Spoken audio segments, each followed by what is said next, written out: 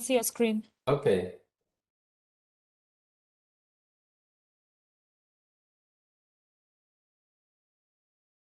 Nice. You can now start. Okay. Okay. Thank you very much for giving me this opportunity, for inviting me first and giving me this opportunity to present our society to the participants of this conference. I'm Amara, and I am the CAS president I'm the CAS president of our society. I would like just to start giving an overview of what is IEEE.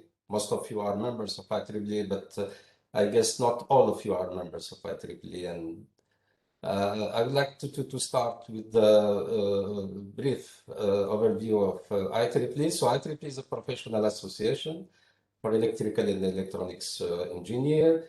It's a not-for-profit corporation. It's a member organization. There is no shareholders. It's organized in a single organization and it's governed by the board of directors. We have members, including student members, in many countries worldwide. We have a matrix structure. The first one is the geographic structure. We have 10 regions. I will give more details on the regions. We have sections in each region, and we have chapters in each region, including student chapters and student branches. The other part of the matrix is the technical structure. So we have 38 societies, including CAS, of course, and 7 technical council, like EDC Council on EDA, for example. We have a lot of technical contributions from our members through our journals, transactions, open access journals, and so on. We are organizing a lot of conferences, around 1,800 conferences per year, symposia, workshops, and so on. And we have this IEEE Explore, where we are storing all our publications, and all the members can, or non-members too, can access the IEEE Explore. So this is how the organization is run. So we have the board of directors and the assembly. We have this the PSPB and IEEE USA that are members of the boards, and we have this educational activities, standards associations. So we are very strong in setting up standards like Wi-Fi, Bluetooth, and many standards. We have around 90 standards, and we have this MGA, what we call MGA, membership and geographical activities. We have the TAB, Technical Activities Board, and we have also this executive committee, which is composed of staff of society executives and directors. So the regions and sections are under the responsibility of the MGA, membership and geographical activities, and the societies and the councils are under the responsibility of the technical activities board. And as the president of our society, I am also a member of the TAB, the Technical Activities Board. So we have, in addition to the IEEE board, we have Educational Activities Board. The role is accrediting, for example, bachelor programs in electrical, electronics, computer, and related engineering fields. We have the SAB, the Standard Activities Board, and the International Standards Development.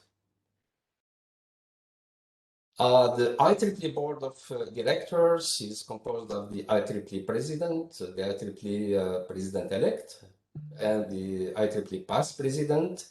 We have also 10 divisions, and all the directors of the 10 divisions are members of the board of directors.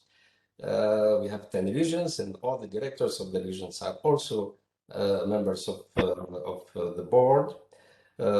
We have also this 5 vice president, technical, regional, educational, standards, and publications that are, I mentioned already in my previous slides.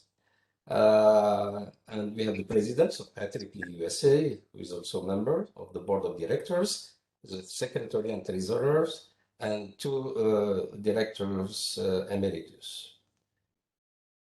So IEEE divisions, so we have 10 divisions.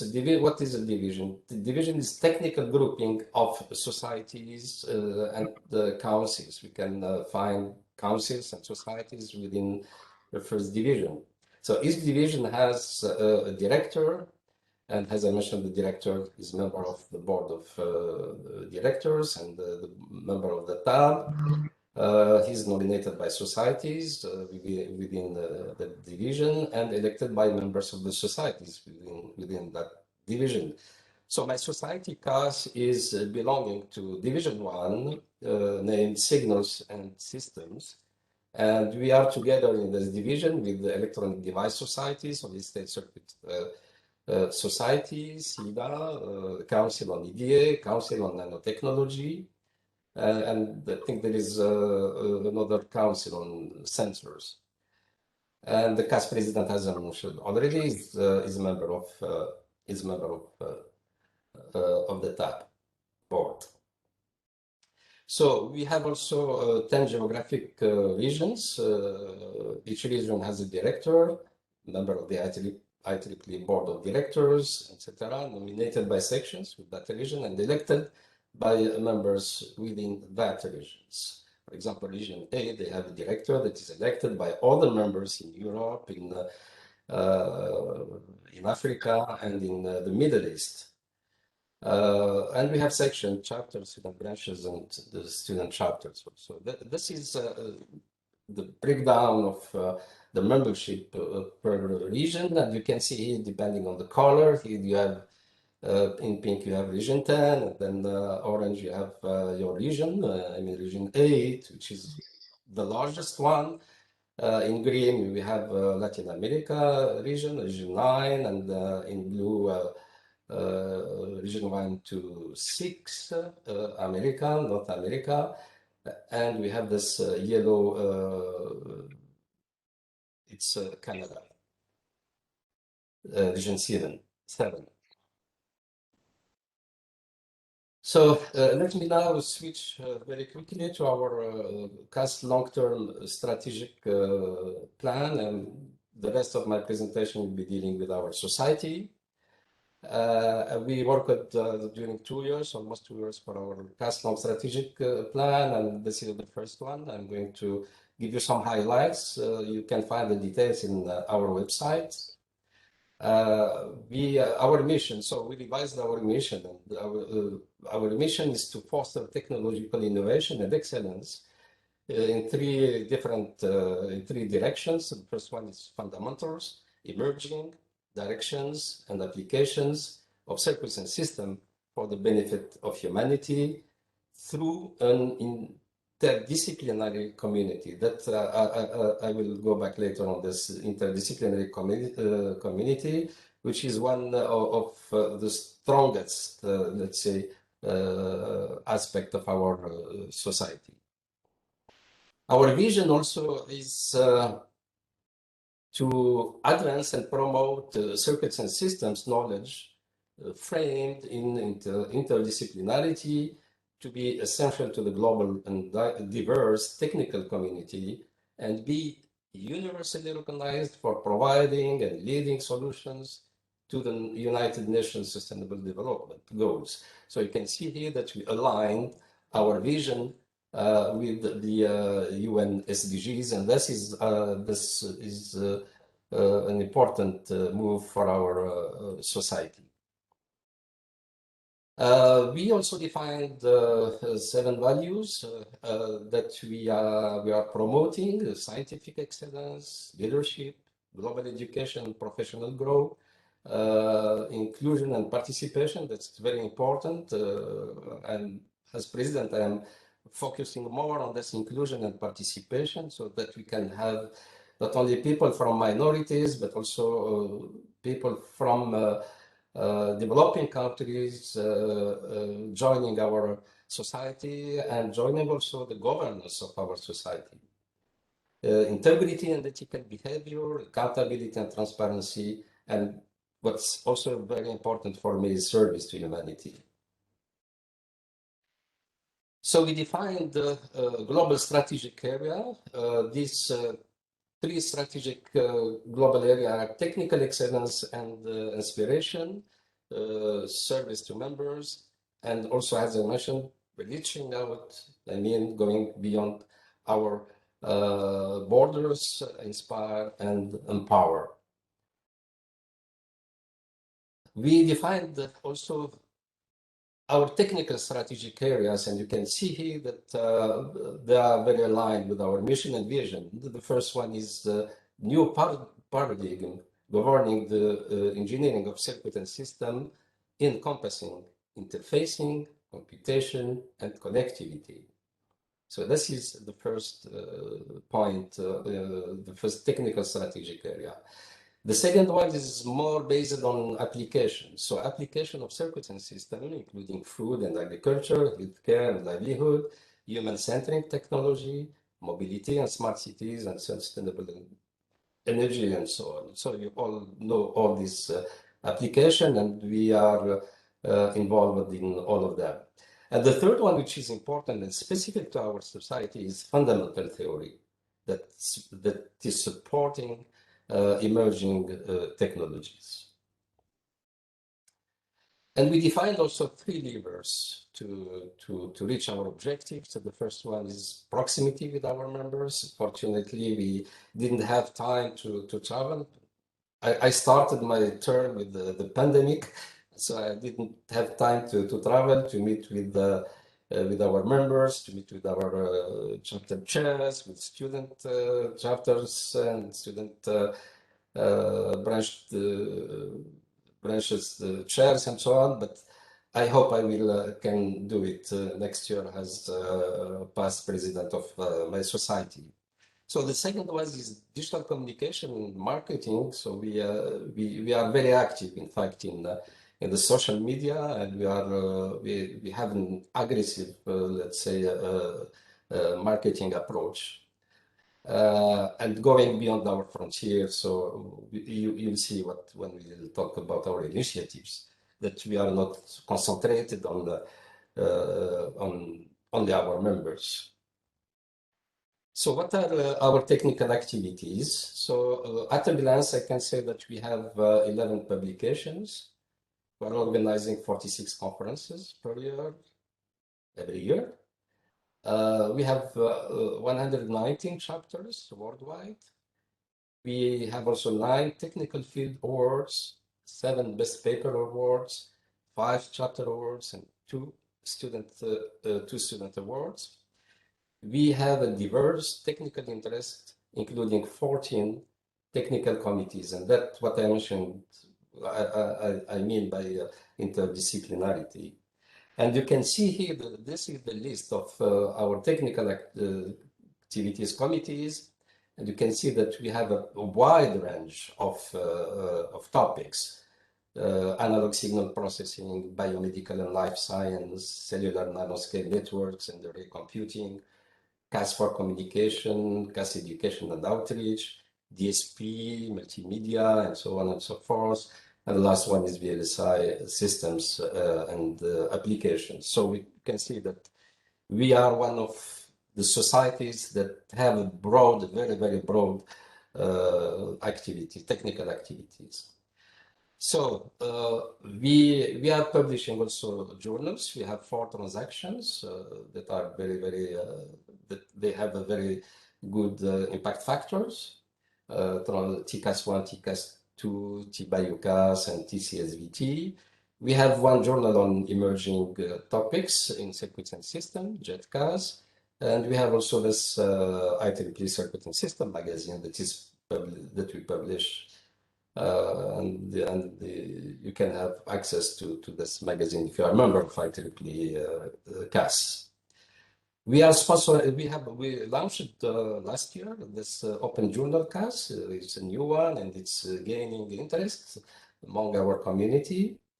We are sponsoring also some journals like IEEE Transaction on Multimedia, IEEE Transaction on VLSI, and so on.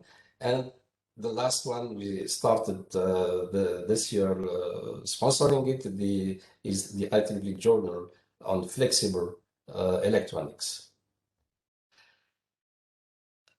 We have also this another way to publish quickly in our journals, papers that are submitted and accepted in our regional flagship conferences, even the flagship conference, ISCAS. So we have special issues on TCAS 1, TCAS 2, and TBIUCAS. We have also an issue for ISCAS late break news. We publish it in TCAS 2.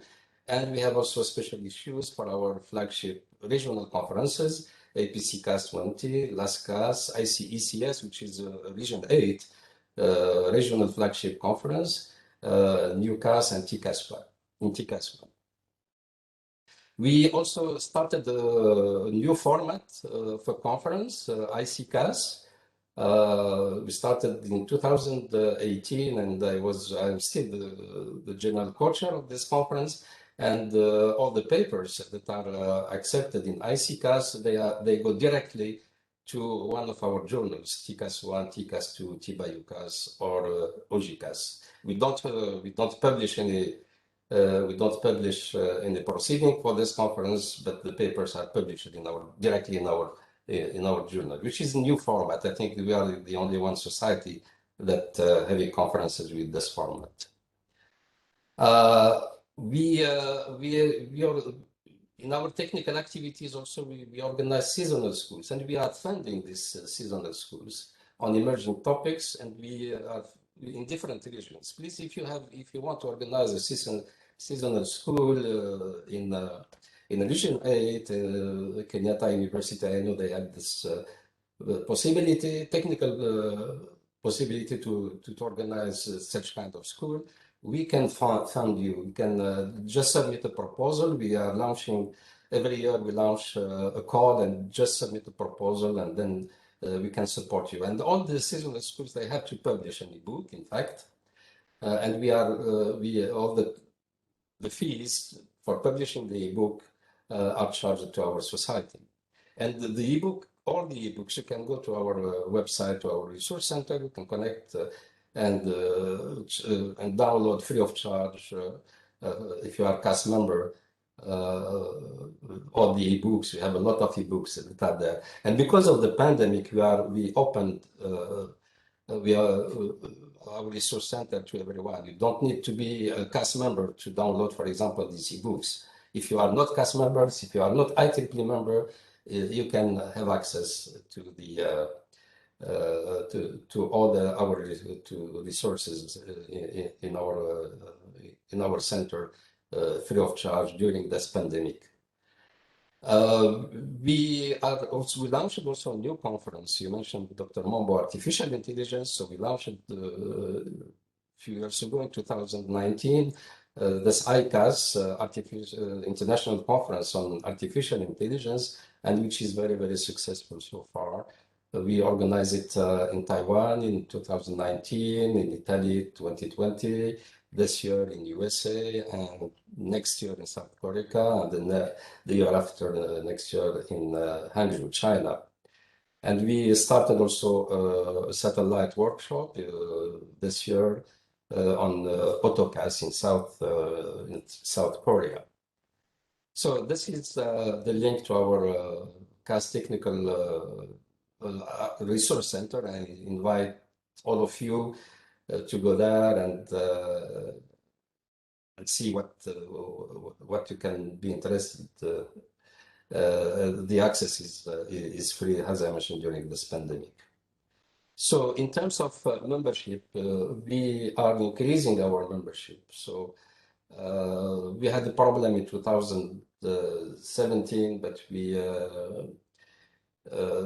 increased our membership the year after by almost 7%, and this year last year we increased our membership by 4.39%. So in terms of membership, we are very healthy. We are around more than 11,000. We have more than 11,000 members, and you have the breakdown per region. You can see that in the region 8, we have 2,324 members. And we would like to increase, of course, this number, and especially in Africa, where there are a lot of opportunities.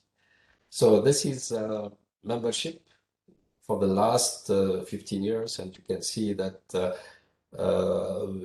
since 2007, when we started decreasing, now we are increasing our membership. You can see for 2020, we have more than 11,000 members. So what we are doing for our members, as I mentioned, we have 11 CAS chapters, plus 72 CAS student branch chapters, which is very important worldwide. It means that we give big importance to the student branch chapters, to CAS student branch chapters. We are funding also our chapters. We have every year 85,000 for chapters, plus 10,000 for student branch chapters. So I invite your student branch to ask for funding, to apply for fundings. We are organizing a CAS student design competition and, for all regions, and all regions winners are invited to ISCAS for free. We pay for everything. So I invite you, I've seen that you have this ventilator, COVID-19 ventilator. This is a really very, very good example that can be submitted as to the design competition. We organize also a hackathon every year, but this is only for Southeast Asia, and the winner also is invited to ISCAS. We have the Word of the Year Chapter Award, the Regional Chapter of the Year Award. We have also pre-doctoral grant. Please take it in mind, and we can fund your student, master student or PhD student. They want to go to another laboratory and improve their skills. We support also student travel to attend conferences, our conferences, and so on. I'm not going to mention all of them, but we have also some initiatives that are launched by the president. So this, since I started my term, I launched these initiatives here, entrepreneurship initiative. There is a call, so we will organize it every 2 years, a call to support startups that have very good ideas. So we have a committee that is selecting the winners, and last year we had 3 winners, and last year we were targeting also COVID-19. We started also this virtual distinguished lectures. So we grouped, because our distinguished lecturers were not able to travel, so we grouped some of them in webinar series, and these webinar series are available in our web, in our resource center, so you can access it, as I mentioned, for free. I launched also for the first time Africa Initiative. So there is this Global Education and Refugee Camp that has been launched in partnership with your university, with KENYATTA University, Geneva University, the local section chair, the local section, IEEE section, and the local also student branch and CAS student chapter. We also, with 10 universities from Africa, we launched a series of webinars with experiments on CAS topics, and they are also available for free in our research centers. You can access them. I launched also this micro-learning initiative. You have the link to this initiative in our website, and we have micro-learning courses that are also available for free of charge in our website. And we recently voted the creation, the launch of an institute on global education. So to summarize all our educational activities, we have this institute that has been just created a few months ago. The goal is to have a common governance, only unique governance for all our educational activities, ebooks, publications, seasonal schools, microlearning, different types of DLP, of distinguished lecture programs. We have the classical one, the virtual one, and the industry one. Ideal, this is industry distinguished lectures. And all of these educational activities or initiatives are feeding our resource center. Everything is available in our resource center. So to summarize, we have my society is an angel society. My society is financially healthy, so we have good reserve. We are providing excellent services to our members. We are providing also high quality educational services. We are, as you have seen, we are engaged in humanitarian activities. We are respectful to our inclusion and participation value. And I hope in the next future, we'll have people from Africa sitting in our board of governors. Thank you very much. And if you have any question, I'm ready to answer. And I invite you to visit our website. You can see here, IEEE-CAS.org. If you have also any question, you can just send it to me or to Britian Parkinson, who is our CAS operation manager. Thank you very much. Thank you. Thank you so much, Professor Amara, for that excellent presentation. And kindly join me to thank Professor Amara virtually with a round warm of applause. Thank you so much. Thank you so much. Yeah, thank you. Thank you for explaining to us and to the audience about IEEE, the divisions, the opportunities, and also the signals and the circuit and system circuits and the circuits and system society, sorry, the divisions it has, the opportunities we have as engineering students, and also the design competition we can participate in. I'm very sure most of us are interested in such and will surely participate. And just a question from one of the audience. We have a question from Stacy. Could Professor Amara expound on the student travel grants and how one can qualify?